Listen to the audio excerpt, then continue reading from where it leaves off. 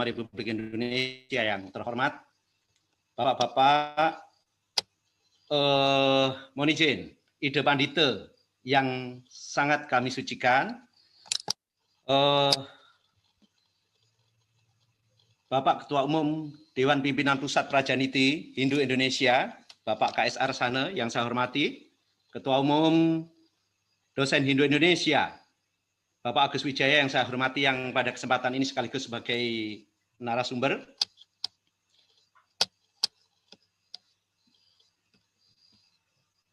para peserta yang saya muliakan, izinkan saya pada kesempatan ini untuk sedikit berbeda, oleh karena hidup tidak selamanya putih, kita juga sering mengalami hitam, maka barangkali pada segmen ini kita akan mencoba melihat sisi-sisi yang barangkali nanti satu di antara sekian banyak ini tidak mengenakan. Bapak Ibu saudara sekalian, saya mendapat bagian untuk menyampaikan analisis dan implementasi kebijakan pendidikan Hindu. Nah, dalam bahasan ini saya bagi dalam 4 pokok bahasan. Yang pertama adalah analisis dan implementasi kebijakan pendidikan agama Hindu. Yang kedua, analisis dan implementasi kebijakan pendidikan keagamaan Hindu. Yang ketiga, peluang pendirian pasraman, perspektif kebijakan publik. Dan yang keempat, urgensi pasraman bertaraf internasional di Indonesia. Tentu saja karena waktu yang sangat terbatas menyampaikan keempat pokok bahasan ini hanya pada poin-poinnya saja yang bisa saya sampaikan. Mengawali pembahasan ini saya ingin mengajak kita semua untuk melihat peta kebijakan dalam peraturan perundang-undangan di negara kita ini yang pada intinya tema yang kita bahas nanti berkaitan langsung dengan 3 produk kebijakan, yaitu Peraturan Menteri Agama Nomor 16 Tahun 2010, kemudian Peraturan Menteri Agama 56 2014, kemudian yang diperbaharui atau diubah dengan Peraturan Menteri Agama Nomor 10 Tahun 2020. Dari sekian banyak peraturan perundang-undangan yang ada, yang memiliki hubungan baik langsung maupun tidak langsung terhadap ketiga produk kebijakan itu, saya ingin membatasi pada 4 kebijakan saja. Yang pertama, Peraturan Pemerintah Nomor 55 Tahun 2007 tentang pendidikan agama dan pendidikan keagamaan. Yang kedua adalah Peraturan Menteri Agama Nomor 16 Tahun 2010 tentang pengelolaan pendidikan agama pada sekolah. Kemudian yang keempat, Peraturan Menteri Agama 56 atau Nomor 56 Tahun 2014 tentang pendidikan keagamaan Hindu. Kemudian yang keempat adalah Peraturan Menteri Agama Nomor 10 Tahun 2020 tentang perubahan atas Peraturan Menteri Agama Nomor 56 Tahun 2014 tentang pendidikan keagamaan Hindu. Nah, tentu saja pada saat kita lakukan analisis kebijakan ini ada beberapa kemungkinan yang terjadi. Kebijakan yang ada saat ini tentang penyelenggaraan pendidikan Hindu bisa saja terjadi temuan bahwa di dalam kebijakan itu menimbulkan potensi konflik. Bisa juga satu kebijakan tidak sinkron antara satu kebijakan dengan kebijakan yang lain. Kemudian bisa jadi nanti akan ditemukan konflik kepentingan di dalam suatu kebijakan. Dan kita juga bisa menengarai suatu kebijakan yang dalam proses pembentukannya tidak demokratis. Kita juga seringkali menemukan kebijakan yang berorientasi jangka pendek. Nah, tentu juga kita sangat mungkin akan melihat ada kebijakan yang tumpang tindih, saling bertentangan, bahkan diskriminatif dan tidak adil.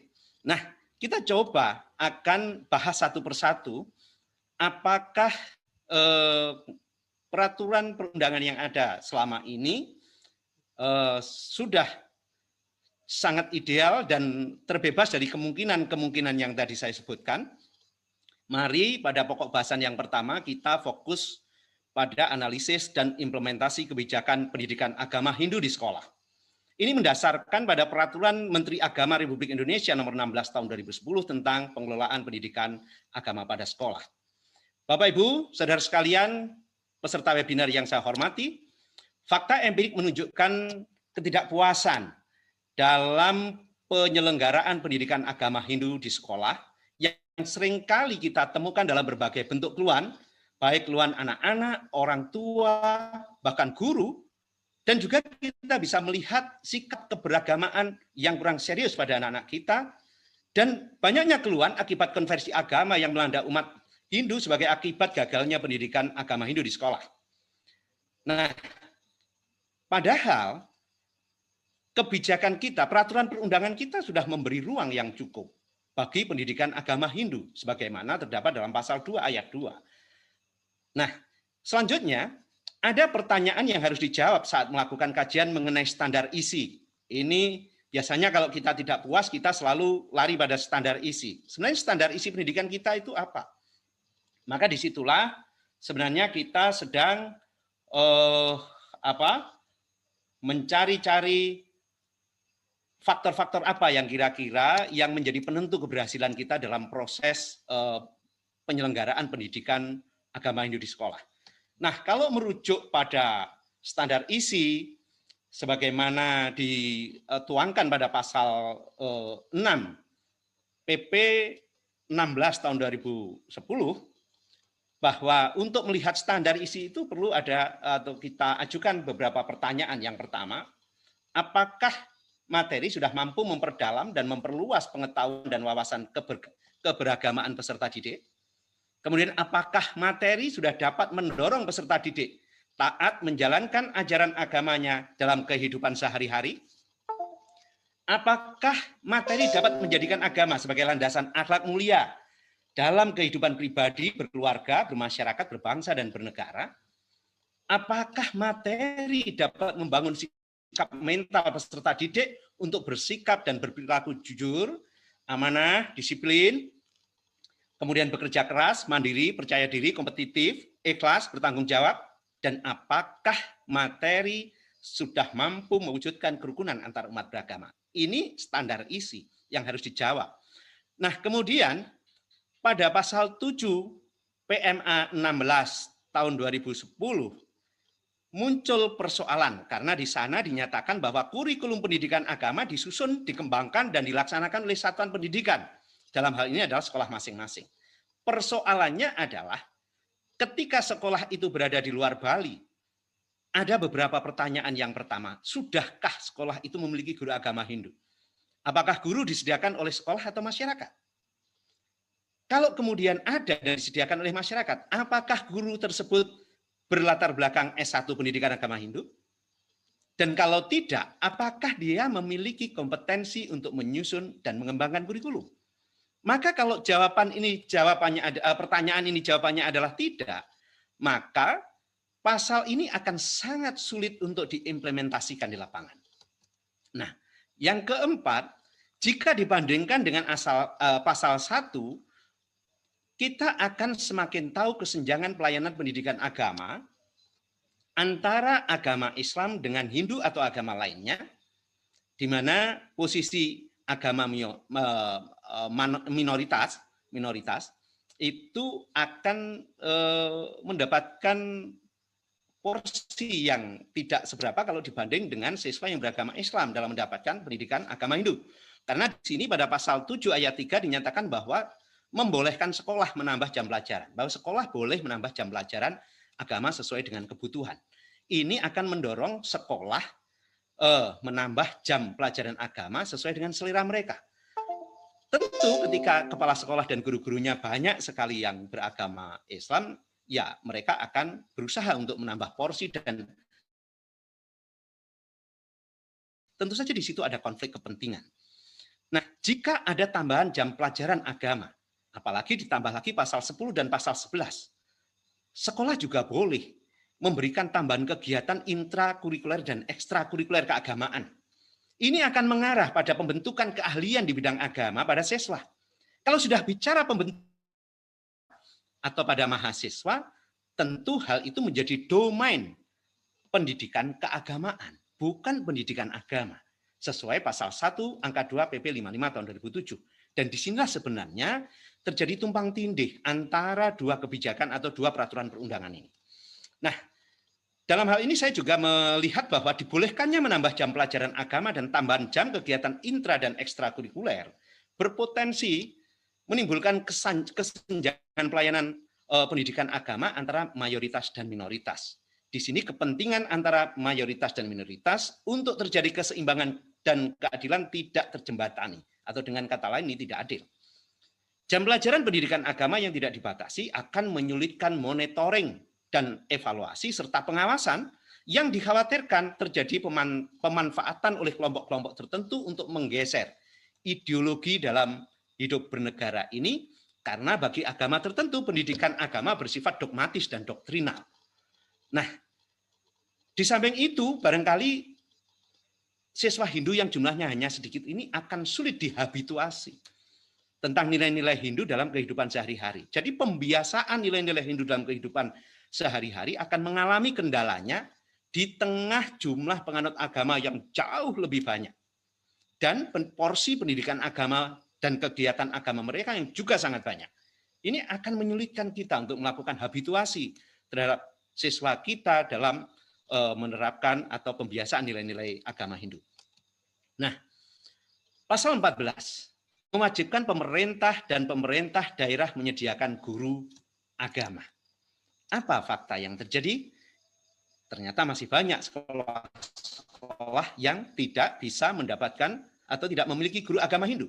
Jika masih ada atau bahkan banyak siswa Hindu yang tidak mendapatkan pendidikan agama Hindu karena tidak adanya guru agama Hindu, berarti pasal ini gagal dilaksanakan oleh pemerintah yang dalam hal ini oleh Menteri Agama, dan juga gagal dilaksanakan oleh kepala daerah. Nah, kemudian pada pasal 14 sampai dengan pasal 23 bab 6 pada PP 16 2010 pendidik dan tenaga kependidikan, tentang pendidik dan tenaga kependidikan. Saya kira ini menjadi bagian yang sangat krusial. Karena kompetensi guru dan pengawas sangat berpengaruh terhadap standar isi, standar proses, dan kompetensi lulusan. Output dan outcome pendidikan agama Hindu terutama sangat dipengaruhi oleh faktor tersebut.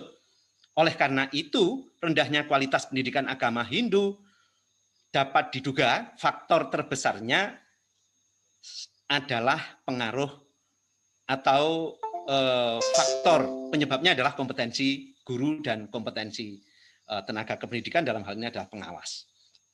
Nah, Bapak Ibu Saudara sekalian, kita sarana dan juga pembiayaan. Nah, kalau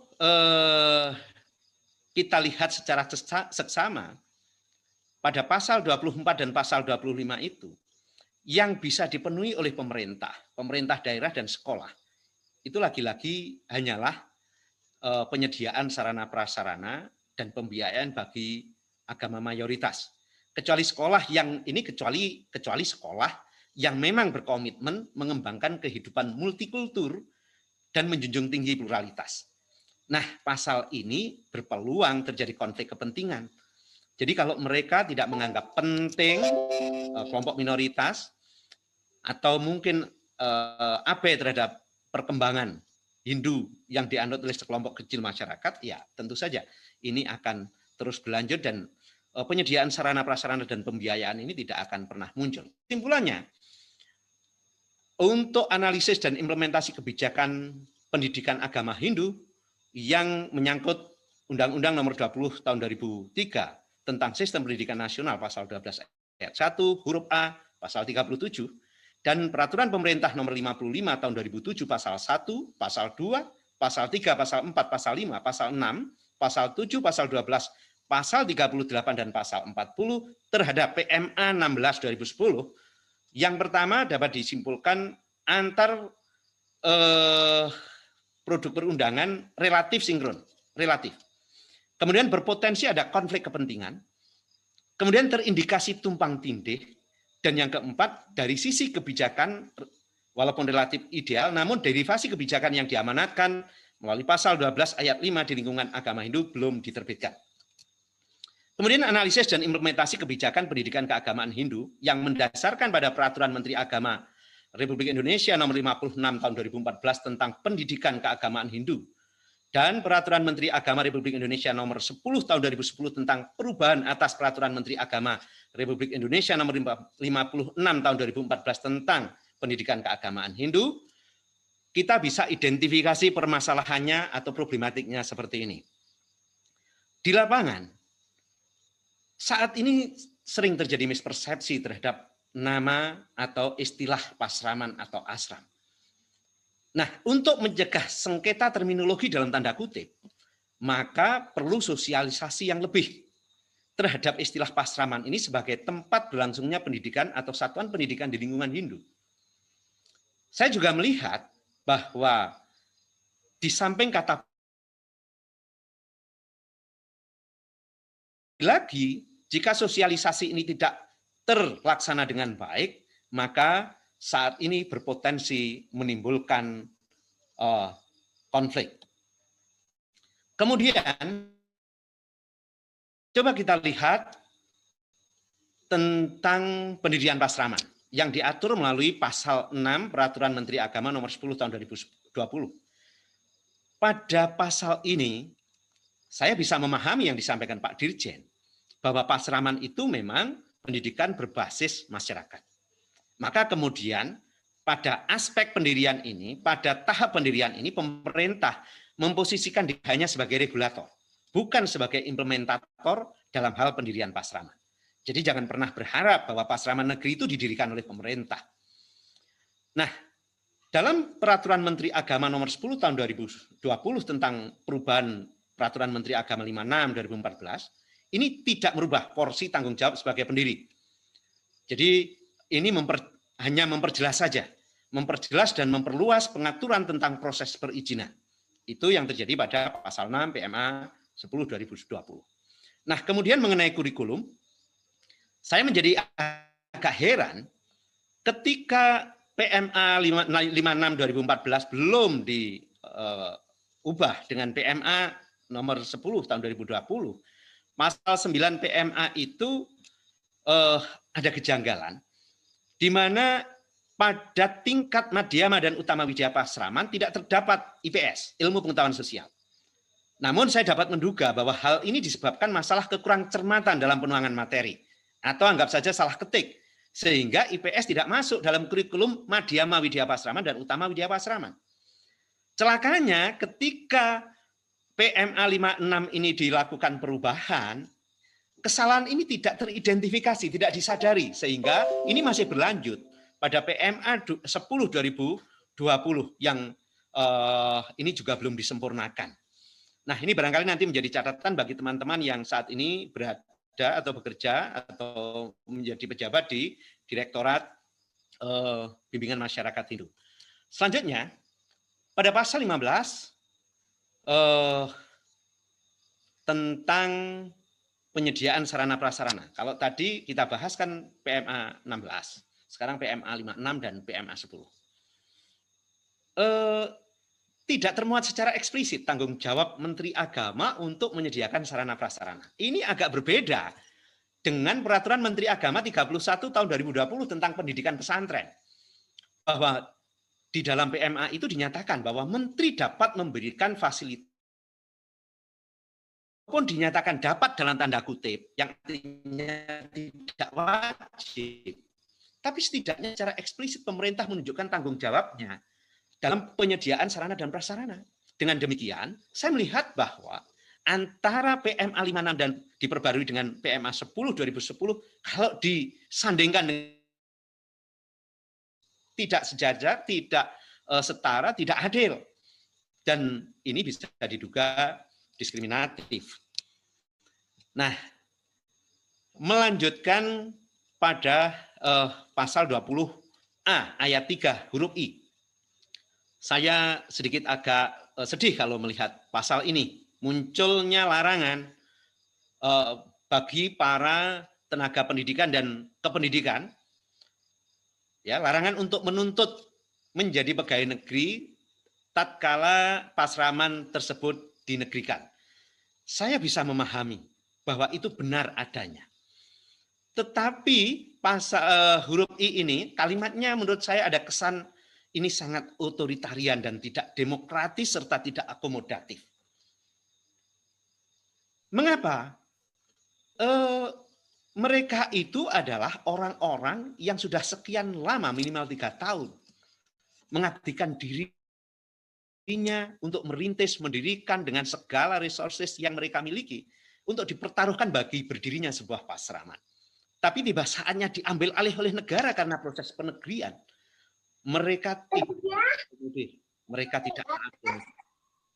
Nah, tidak terakomodirnya tenaga pendidik dan kependidikan tersebut menurut saya justru akan membuka peluang terekrutnya tenaga pendidik dan kependidikan non-Hindu, terutama guru mata pelajaran umum. Nah, peluang ini akan bisa saja dimanfaatkan oleh kelompok-kelompok kepentingan tertentu untuk merebut porsi guru agama umum di pasraman-pasraman. Jika itu yang terjadi, tentu saja saya lihat bahwa ketentuan ini, peraturan Menteri Agama ini mengandung konflik kepentingan bagi para pihak yang ingin mengintervensi pasraman agar pasraman tidak optimal dalam menjalankan aktivitasnya. Kemudian pasal 28 PMA 56 tahun 2014 tentang pembiayaan. Lagi-lagi di dalam PMA ini APBN dan APBD tidak muncul sebagai pembiayaan dalam pendidikan keagamaan Hindu. Padahal di dalam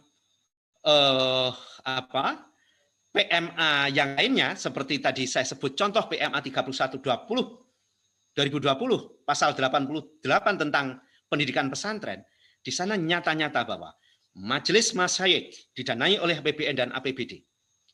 Nah, dan ini juga bertentangan dengan amanat PP 55 tahun 2007 pasal 38 ayat 2 yang berbunyi bahwa pengelolaan satuan pendidikan Hindu dilakukan oleh pemerintah, pemerintah daerah, dan atau masyarakat.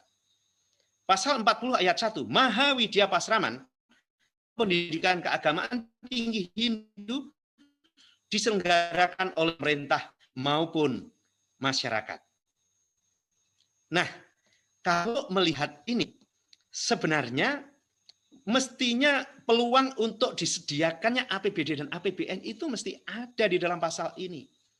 Nah, celakanya di dalam perubahan pasal 28 melalui PMA 56 ya, pasal 28 PMA 56 melalui PMA 10 2020 ini tidak dilakukan perubahan sehingga pasal ini tetap.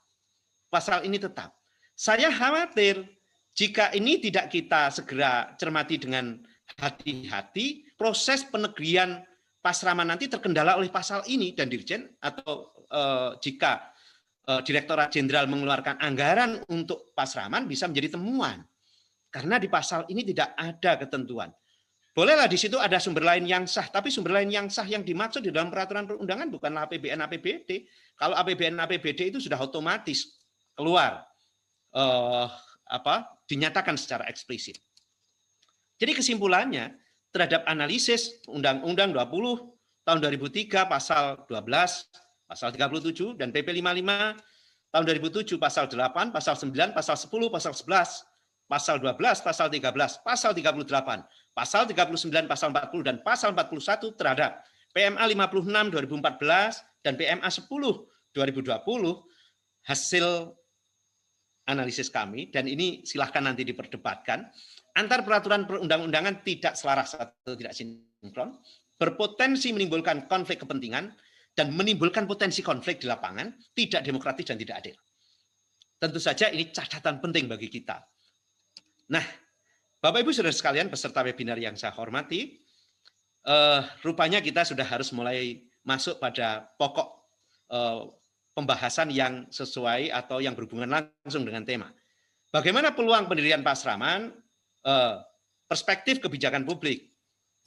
Maaf, Mas, ya. Saya mengingatkan waktunya.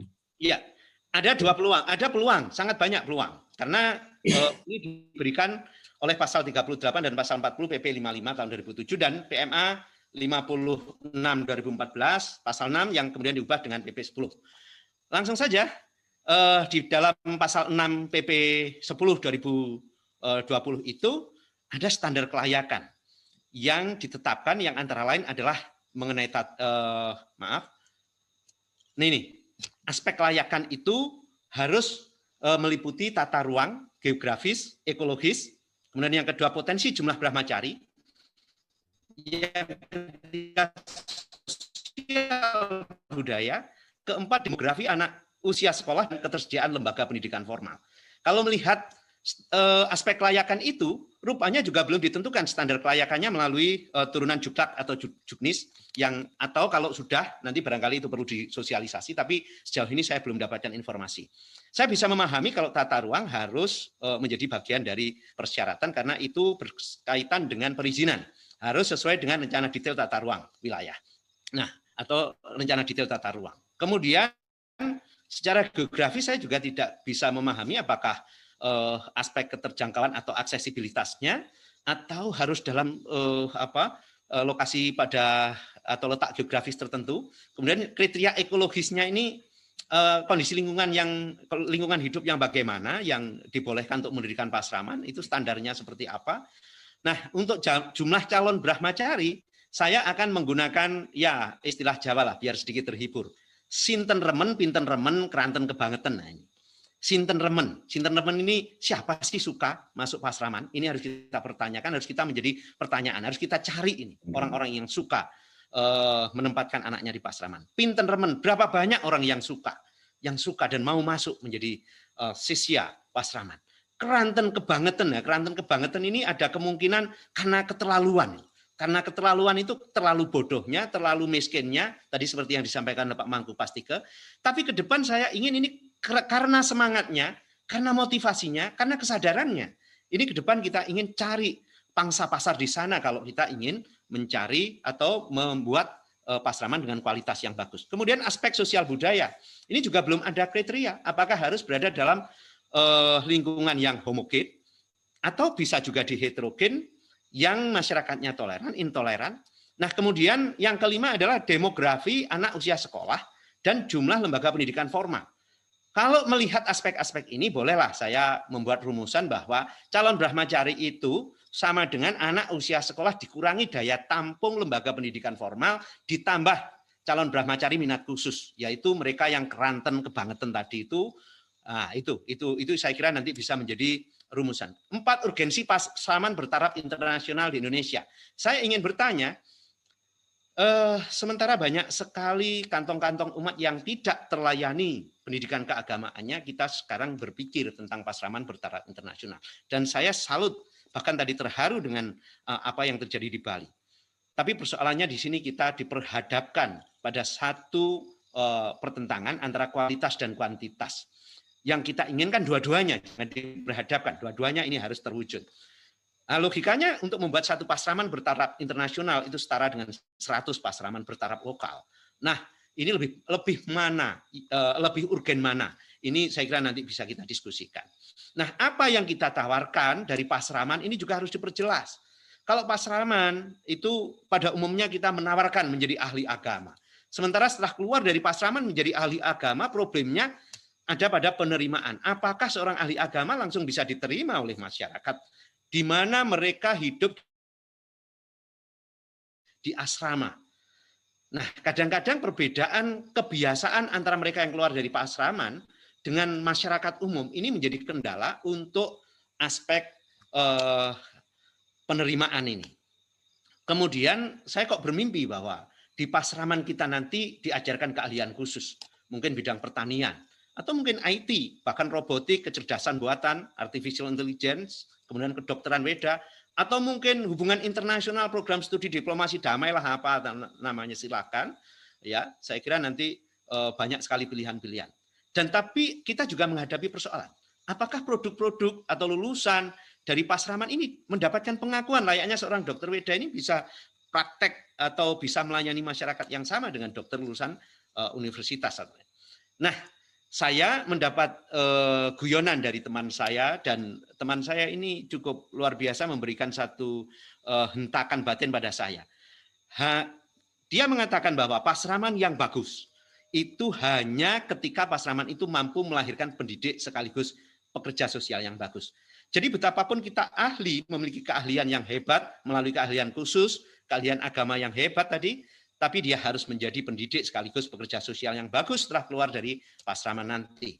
Nah, pada akhirnya seorang lulusan Pasraman, dia harus sekaligus menjadi ahli agama, pendidik dan pekerja sosial yang bagus, dan ahli bidang khusus.